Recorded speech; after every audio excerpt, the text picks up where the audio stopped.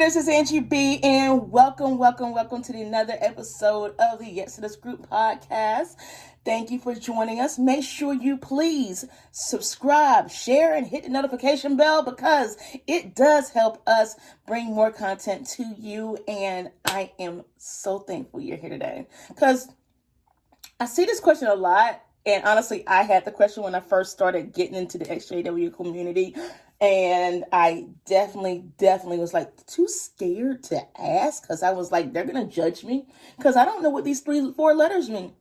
And everybody keeps using these 4 letters and I don't know what they mean. Like legit could not figure it out whatsoever. Like using context clues and asking Dora the Explorer what's these letters means. And I just literally was so thankful one day that someone else asked. And I'm like, oh, it makes sense. So what 4 letters are we talking about? We're talking about PIMO or PIMI or POMI. Or POMO. Okay, so we're going to dive into that today. All right, thank you for joining us. So, what is it? The Ex-Jehovah's Witness community has come up with these languages, or I don't know if it's just XJW or whatever, but it does help those who are in figure, and can't really talk.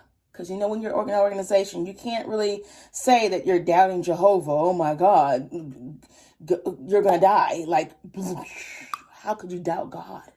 You, human, could doubt God. Anyway, so it just kind of helps clarify where you're at in the transition of leaving or being in the organization.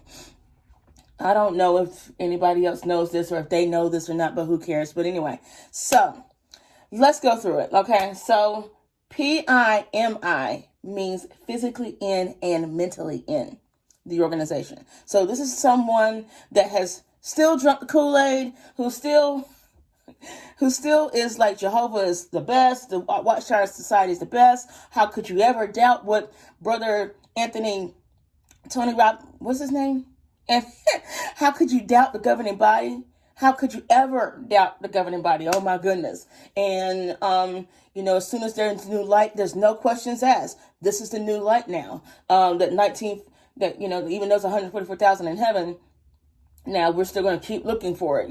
All that. Like these are the people physically in, mentally in. They still, are my mom, like legit, my mom, I don't think she's done this yet, but I'm surprised that she hasn't asked me when am I coming back now that I'm married. Like somebody that's still just in the organization mentally. All right. That person still an elder, believes it, would never doubt it. That is a physically in, mentally in person. All right. So next is the physically in, but mentally out. And my heart goes out to all of you people all of you that are going through this out there that are physically in and mentally out, because you're still having to portray this. Oh my goodness. You have to portray this idea that you're not doubting. And for a lot of people who are physically in but mentally out, it is because, we don't want to lose our family. We don't want to, a lot of times it boils down to family. I mean, if there's a husband or a wife that has woken up, you can't really say to your partner, hey, I don't love God no more, because that's how they're going to hear it. They're not going to hear it any other way. I don't trust this religion. They're going to see it as an attack.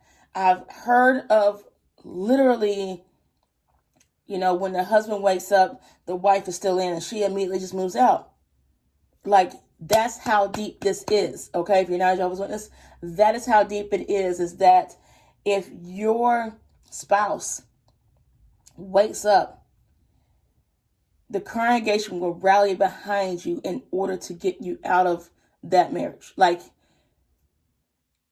it's amazing. They won't do it for domestic violence or child sex, but they will do it for other things. You know what I'm saying? So, yeah, that is just really, really interesting. So that's the reason why some people do choose to stay physically in and mentally out. But when doing that, in order to in order to not to have soft shunning happen, or you kind of go through the motions. You're kind of going through the motions at the Watchtower meetings. You're kind of going through the motions on the Zoom calls. You're kind of going through the motions knocking on doors. And it is a complete waste of time in your mind. But for whatever reason that is for you, they're staying, and you can't judge that person. Like, if you're physically out, mentally out, it's not your job to judge that person. That person is physically out, mentally in. It is not your job to judge that person. They have their own standards. They have their own life to live. And it's just support them as they see fit. You know what I'm saying? To support them, but also don't judge them, because we don't walk a mile in any other shoes, okay? So next, as you can probably see now where this is going, the physically out, mentally out person is the person that is out. Is completely out. Is out.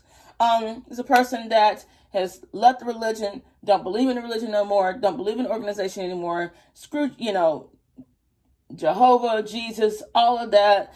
You can't get me back in. There's no way you can get me back in. No, I don't care if you knock back on my door. You're shunning me fine. You disfellowship me fine. I am out. Deuces, peace, boom. So that is the person that is out, okay? And yeah, congratulations. You are a freedom creator. You created your own freedom. You're like, you know what? I'm gone. I'd much rather be honest and truthful to myself than I would not being honest to myself and living in this religion. Like, congratulations. And then there's the person, some people think that this one doesn't exist, but I lived this for 15 years after I got out. And it's the physically out and mentally in. And this is the one that I was at. I got out of the religion in 2001, but I mentally stayed in. I still judged myself. I still judged myself against what the rules of the organization were, quote unquote. I definitely kept holding myself to that standard, not living it, but then living it, and not living it, but then beating myself up as I lived my own truth. And that was hard. That was more hard, I think, than being physically in and mentally. Well, yeah, physically and mentally in, because at least then you're not living the lie. You get what I'm saying? For me, I literally lived this lie, and I see why people call it lying, because you're lying to yourself. But you're also, to me, I didn't start becoming physically out, mentally out until I studied. And I encourage you, oh my goodness, I sincerely encourage you, those of you who are already out but still hadn't studied this religion, but still kind of mentally beat yourself up because it's what you're ingrained with, and you haven't had the information to change your mind, to make a what is it called?